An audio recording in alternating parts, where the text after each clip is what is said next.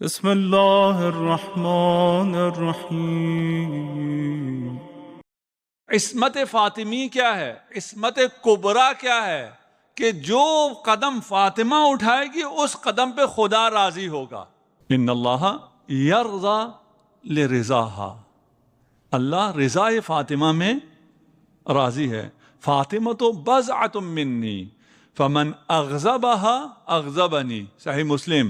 انما فاطمہ بضعۃ منی یؤذینی ما آذاہا، اہل سنت روایات۔ اب کہتے ہیں یہ کس کے لیے کہا ہے کہ فاطمہ کو کون ناراض کرے؟ اس میں بحث کرتے ہیں، اس بحث کو چھوڑو، کون ناراض کرے۔ مقام فاطمہ پتہ چلا، عصمت فاطمہ کے قائل ہوئے۔ روایت نقل کرنا آسان ہے، روایت کو کتابوں میں لکھ دینا آسان ہے، اس کی درایت بہت مشکل ہے۔ چھوڑ دو مصداق کو، ایک لمحے کے لیے نہیں ہو سکتا جو مصداق کو بیان کرتے ہیں، جو اس سے درگیر ہیں وہ سمجھیں گے، باقی ضرورت بھی نہیں ہے۔ مقام سمجھ میں آیا کہ جو فاطمہ کو اذیت کرے گا وہ رسول خدا کو اذیت دے رہا ہے۔ فاطمہ کی خوشی میں اللہ کی خوشی ہے، یہ مقام کسی کو حاصل نہیں ہے۔ پھر اگر کسی کو فاطمہ کے مقابل میں لے کے آؤ، پھر اگر فاطمہ کسی کے مقابل میں ہو اور تم حق کسی اور کو دے دو، چھوڑ دو مصداق کو، یہ تو مان لیا نا۔ اس مقام تک، جو اس مقام پر ہے، جو جس چیز پہ راضی ہو جائے خدا وہ فراہم کرتا ہو۔ باقیوں کے لیے کیا ہے؟ جیسا میں کہوں تم نے ویسی زندگی گزارنی ہے۔ جناب سیدہ کے لیے کیا ہے؟ جو تم چاہو میں وہی چاہوں گا۔ اس کے بعد جناب سیدہ اپنے اختیار سے کیا چاہتی ہے، کیسی زندگی گزارتی، سمجھ ہی نہیں آتا۔ یہ کیسے ہو سکتا ہے جس کے اتنے اختیارات ہوں اور وہ زندگی کیسی گزار رہی؟ اس کا لباس کیسا ہے، اس کا گھر کیسا ہے، افطار کے لیے جو ایک لقمہ موجود ہے، ایک روٹی موجود ہے، وہ بھی سائل کو دے دیتی ہوں۔ اگر مقام جناب سیدہ سمجھ میں آ گیا۔ ایک روایت ہے آپ کے خدمت میں نے کہا میں روایتیں زیادہ پیش کرنے کی کوشش کروں گا، ابھی بھی 3-4 روایتیں پڑھ چکا ہوں لیکن آپ کو بتایا نہیں ہے کہ یہ روایت ہے، اور وہ آپ کی سنی ہوئی روایت ہے۔ ان الیہود کان لہم عرس فجاؤوا الی رسول اللہ، مدینہ میں یہود بھی رہتے تھے، اور یہود کے ساتھ اس وقت جب ریاست مدینہ قائم ہوئی ہے وہاں میثاق ہوا ہے۔ اس میثاق میں یہود کو امت کہا گیا ہے، یعنی امت میں یہود شامل تھے۔ یہود کے ہاں شادی ہو رہی ہے، رسول خدا کے پاس آئے اور کہا کہ ہم چاہتے ہیں آپ کی بیٹی ہماری شادی میں شرکت کریں۔ قالوا لنا حق الجوار، ہمیں حق ہمسائیگی ہے، ہم آپ کے ہمسائے ہیں، ہمسائے میں شادی ہو رہی ہے، ہم چاہتے ہیں برکت کے لیے جناب سیدہ ہماری شادی میں شرکت کریں۔ پھر اس پر انہوں نے اصرار بھی کیا۔ اب رسول خدا کا جواب، رسول خدا کی معرفت آپ کو ہے، ہمیں ہے، سب کو ہے۔ جواب کیا ہے؟ فقال صلی اللہ علیہ وآلہ وسلم انہا زوجۃ علی ابن ابی طالب وہی بحکمہ، رسول خدا فرما رہے ہیں کہ فاطمہ اب میرے گھر میں نہیں ہے، اب علی کے گھر میں ہے۔ فاطمہ کا شوہر علی ہے، اب اگر کسی شادی میں آئے گی تو علی کی اجازت سے، شوہر کے اجازت سے آئے گی۔ میری مائیں بہنیں بھی سن رہی ہیں، وہ آج کل بہت مشکل ہو گیا ہے کہ شوہر کو یہ مقام دیں کہ اس کی اجازت کے بغیر کسی جگہ خاتون نہ جائے۔ شوہروں نے بھی اپنے اس حق سے ہاتھ اٹھا لیا ہے، اب ہمیں بھی کوئی ایسی توقع باقی نہیں ہے۔ لیکن اسلام یہ ہے، رسول خدا ارشاد فرما رہے ہیں یعنی ان کے اصرار پہ پہلے تو منع کیا، اصرار پہ جب راضی بھی ہوئے ہیں تو کس پہ راضی ہوئے ہیں کہ جاؤ علی سے بات کرو. فاطمہ کا اختیار شوہر کے ہاتھ میں ہے. اچھا یہ یہود تھے پڑھے لکھے، رسول خدا کو جانتے تھے نا، پہچانتے تھے، معرفت رکھتے تھے، اور ان آسمانی کتابوں میں ساری چیزیں موجود تھیں. انحراف کیا الگ مسئلہ ہے، لیکن جانتے خوب تھے. انہوں نے کیا کہا؟ انہوں نے کہا فَسَأَلُوهُ أَن يَشْفَعَ إِلَىٰ عَلِيٍّ فِي ذَلِكَ، یا رسول اللہ پھر آپ ذرا شفاعت کر دیجئے علی کے سامنے، سفارش کر دیجئے. آپ کی شفاعت کے بغیر کچھ نہیں ہونے والا، اور اگر آپ شفاعت کریں تو علی انکار کرنے والے نہیں ہیں. ہم جو شفاعت طلب کرتے ہیں یا جو درود پڑھتے ہیں، یہ جو توسل کرتے ہیں، یہ اس لیے کہ خدا اس توسل کے بعد آپ کی دعا کو رد نہیں کرتا. صلوات پڑھ دیجئے محمد و آل محمد. اجازت مل گئی. جناب سیدہ کل شادی میں تشریف لا رہی ہیں. اب یہود سر جوڑ کے بیٹھ گئے، کل نبی کی بیٹی آ رہی ہے، ہم نے اپنی خواتین کو خوب سج دج کر زیورات سے آراستہ ہو کر کل فاطمہ کو شرمندہ کرنا ہے. فاطمہ کے پاس تو کوئی لباس ہے ہی نہیں، زیور آلات ہے ہی نہیں. وہ جو گھر میں کام کرنے کے لباس ہے اس میں آئے گی. ہم بہت زیادہ سج دج کر وہاں بیٹھیں گے تو پھر اس میں احانت ہو جائے. قد جمع اليہود الطم والرم من الحلا والحلل، جو کچھ تھا ان کے پاس سب جمع کیا، خوب میک اپ کیا اور سب خوب تیار ہوئے کہ جب فاطمہ اپنے کپڑوں میں آئیں گے ارادوا استہانۃ بہا فجاء جبرائیل بثیاب من الجنہ. یہ مقام زہرا ہے. جبرائیل جنت سے کپڑے لے کے آئے.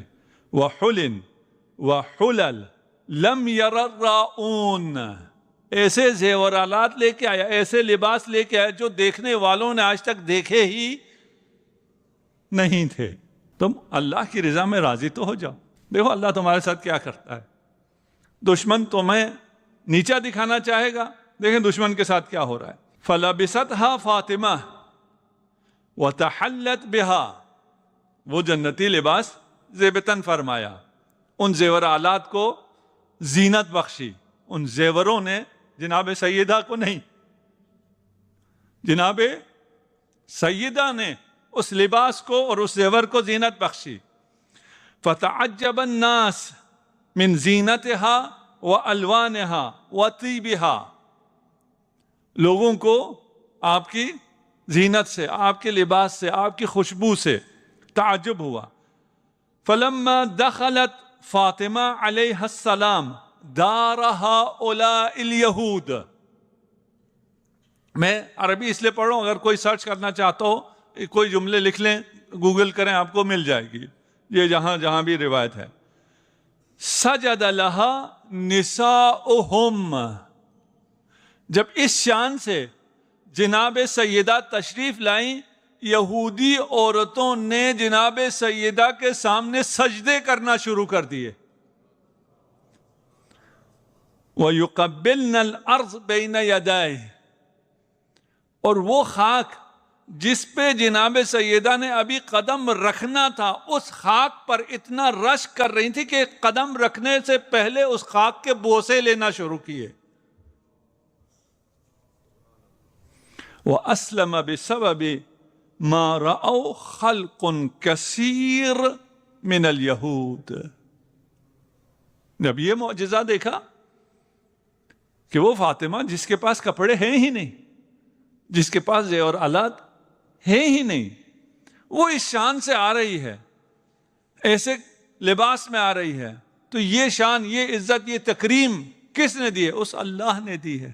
یہ لوگ، یہ یہود مسلمان ہو گئے. یہ مقام ملتا ہے اللہ پر، اللہ کے فیصلوں پر راضی ہونے سے. فَإِذَا صَارَتْ عِنْدَ بَابِ الْجَنَّةِ، جب جنت کے دروازے پہ جناب سیدہ پہنچیں گی، سیدۃ الوجود، جنت میں داخل نہیں ہوں گی. فرمائیں گی یا ربی احببت ان یعرف قدری،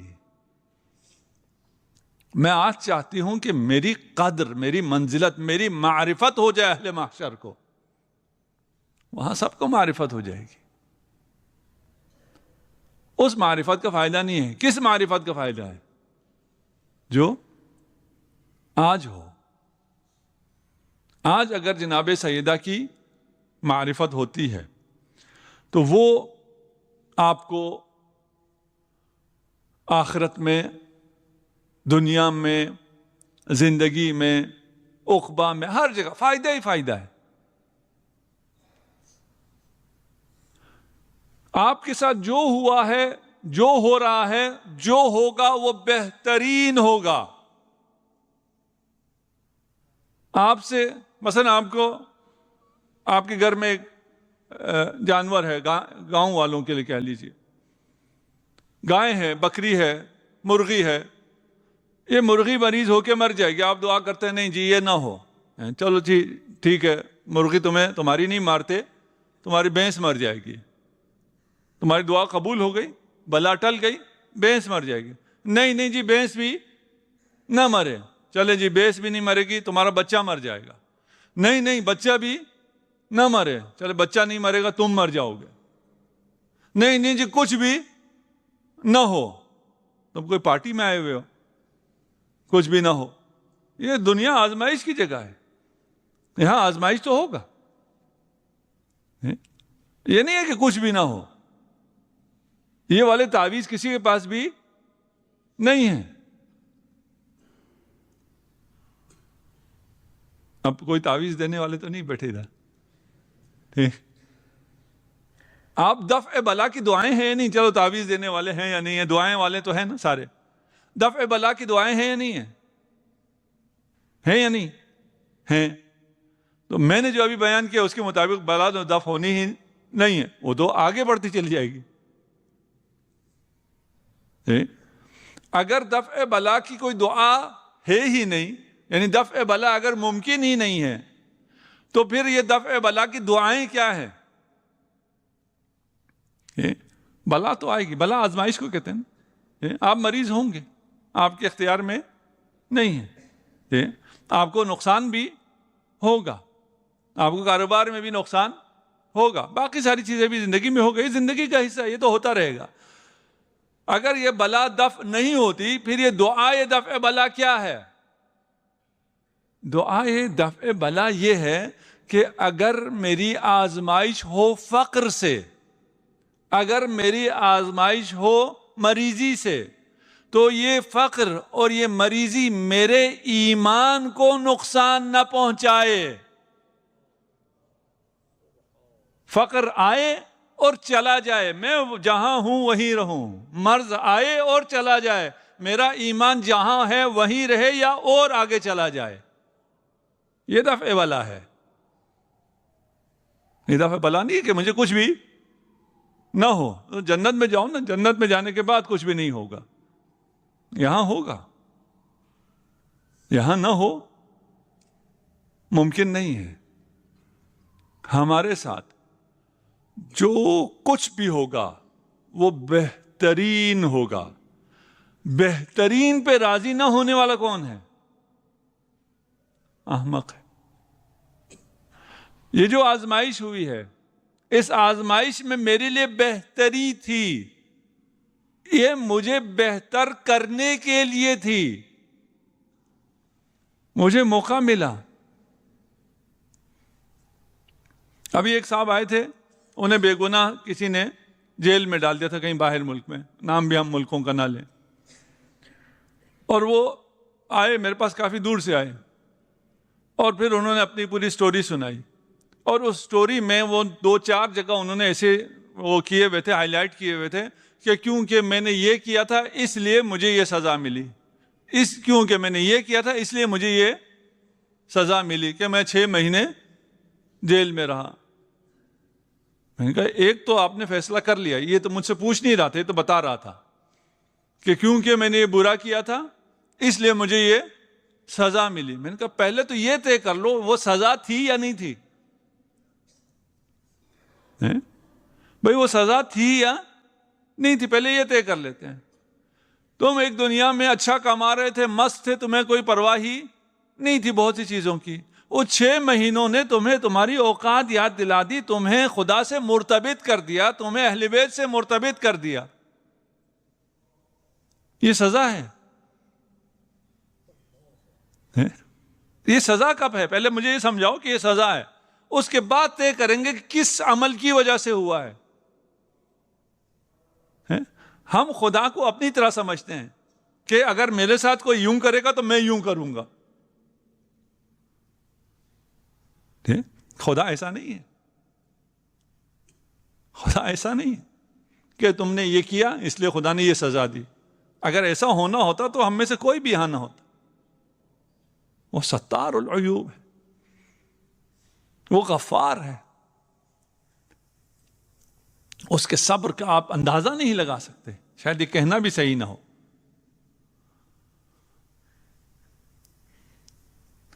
امید ہے ہمیں کہ ہمیں اس درس سے یہ مفاہیم ملیں اور ہم ہر اس چیز پر راضی ہوں